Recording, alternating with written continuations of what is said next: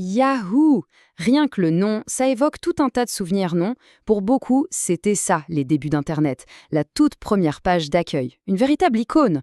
Mais aujourd'hui, son histoire, eh bien, c'est devenu une des plus grandes leçons, un peu une mise en garde pour le monde de la tech. C'est vraiment l'histoire d'une ascension fulgurante et d'une chute tout aussi spectaculaire. Alors, pour bien comprendre, on remonte à l'an 2000, en plein cœur de la bulle Internet. À ce moment-là, la valeur de Yahoo est juste astronomique. Tenez-vous bien, 125 milliards de dollars. C'est difficile même à imaginer. Pour se donner une idée, c'était tout simplement l'une des entreprises les plus chères du monde. Un vrai titan. Personne ne semblait pouvoir les toucher. Et puis, on fait un bond en avant de 17 ans. Ce même titan, il est vendu pour à peine 4,5 milliards de dollars. Le fossé entre les deux est juste vertigineux. On parle d'une perte de valeur de plus de 95%. C'est colossal. Du coup, la question, elle est évidente, on se la pose tous. Comment est-ce qu'une entreprise qui était littéralement synonyme d'Internet a pu tomber d'aussi haut et aussi vite? C'est ça qu'on va décortiquer ensemble. Bon, pour bien piéger la chute, il faut d'abord regarder comment tout a commencé. D'où vient ce géant? Et l'histoire, eh bien, elle est assez classique pour la Silicon Valley. Ça démarre sur un campus universitaire. Et ce qui est absolument dingue ici, c'est la vitesse à laquelle tout ça s'est passé. On parle de 4 ans à peine. En 4 ans, on passe d'un simple projet d'étudiant, un annuaire de site web, à un portail mondial. Ils avaient tout, les emails, les actualités, un moteur de recherche. Ils dominaient complètement le web de l'époque. Mais voilà, c'est souvent au moment où on est au sommet que les premiers problèmes apparaissent, des petites fissures. Et c'est là que l'histoire bascule. On entre dans une phase, une série d'erreurs stratégiques monumentales qui vont, petit à petit, sceller le sort de Yahoo.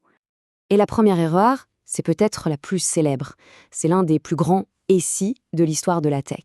On est en 2002 et Yahoo a sur la table une offre pour acheter une petite start-up qui monte, qui s'appelle Google. Et ils disent non, ils refusent. Avec le recul, ça paraît complètement fou. Et le pire, c'est que l'histoire va se répéter. On avance de 4 ans, une autre pépite frappe à la porte. Un certain Facebook. Cette fois, Yahoo fait une offre. Ils sont proches de signer, mais l'accord capote au dernier moment. Ils ratent complètement le train de la révolution des réseaux sociaux. Donc, on le voit bien, le vrai problème, ce n'est pas une seule mauvaise décision. C'est un schéma qui se dessine. En fait, ça montre une incapacité à sentir où le vent tournait. Yahoo se voyait comme une entreprise de médias, un portail de contenu.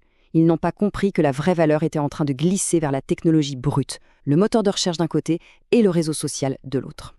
Et puis, il n'y a pas que ce que Yahoo n'a pas acheté. Il y a aussi ce qu'ils ont acheté. Et là, l'exemple parfait, c'est Tumblr, racheté pour plus d'1 milliard de dollars. C'était leur tentative de se rattraper sur le social. Mais ça a été un fiasco. Ils n'ont jamais vraiment su quoi en faire, comment l'intégrer, comment gagner de l'argent avec. Forcément, toutes ces erreurs, ce n'est pas juste des lignes dans un rapport financier. Ça a eu des conséquences bien réelles. Ça a plongé l'entreprise dans une véritable crise d'identité. Et ça a mené à un déclin lent mais visible par tout le monde. Le problème venait vraiment de l'intérieur. La PDG de l'époque, Carol Bartz, l'a même avoué elle-même. Quand elle est arrivée, elle ne savait pas définir ce qu'était Yahoo.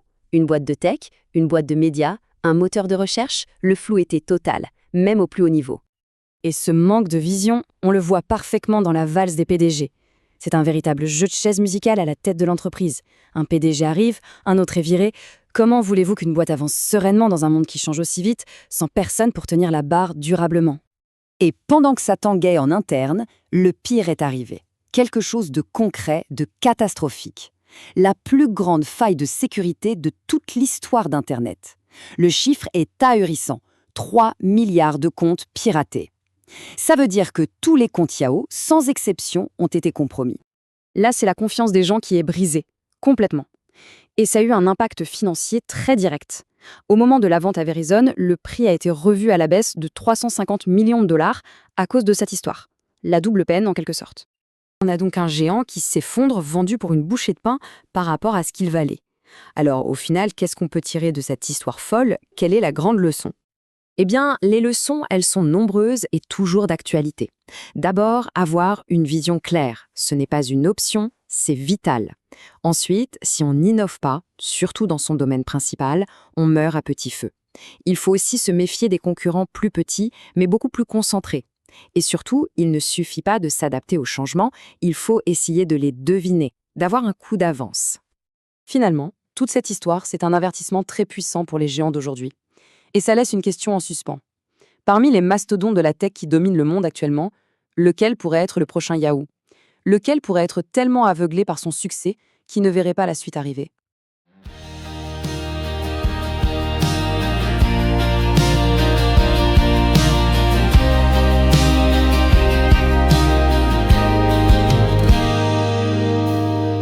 I was raised where the highway ends, in a town full of ghosts and no fake friends. Same dirt roads, same neon lights. They build your cage and sell you the sky. Daddy said, son, don't stir the dust, but I was born with a restless trust. One foot in the gravel, one in the flame. I had to burn just to carve my name. I found my freedom in a beat up Ford, gas stained dreams and a dashboard cord, rolling past the county line, leaving slow death far behind. Ain't looking back, ain't turning round. My soul ain't made for this tight old town, with the wind in my lungs and the sun bleeding down. I found my freedom, God, I found it now. She wore a cross and a waitress grin, told me love means never giving in, but her hands felt like warning signs, clinging hard while I chased mine. Took my heart, tried to nail it shut, but I cracked the lock with a rebel strut. Now every mile's a holy sound, a prayer on wheels, no slowing down.